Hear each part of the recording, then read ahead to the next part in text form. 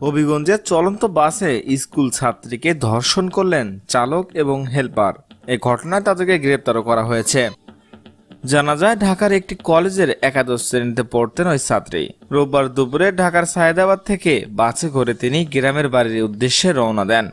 তার শায়েস্তাগঞ্জে নামার কথা থাকলেও তিনি ঘুমিয়ে পড়েছিলেন। পরে তিনি শেরপুর এলাকায় নেমে একটি লোকাল বাসে ওঠেন, যা মা এন্টারপ্রাইজ নামে পরিচিত।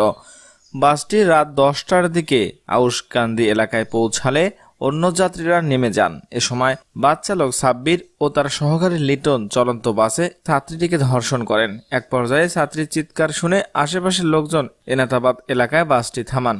চালক সাব্বিরকে স্থানীয় লোকজন আটক করে সেনাবাহিনীর সদস্যের হাতে হস্তান্তর করে, তবে লিটন পালিয়ে যায়।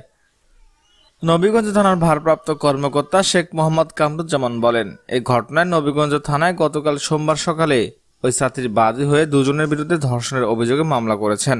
ভুক্তভোগী ছাত্রীর স্বাস্থ্য পরীক্ষার জন্য হবিগঞ্জ 250 শয্যা বিশিষ্ট জেনারেল হাসপাতালে পাঠানো হয়েছে। তার পরিবারের সঙ্গেও যোগাযোগ করা হয়েছে।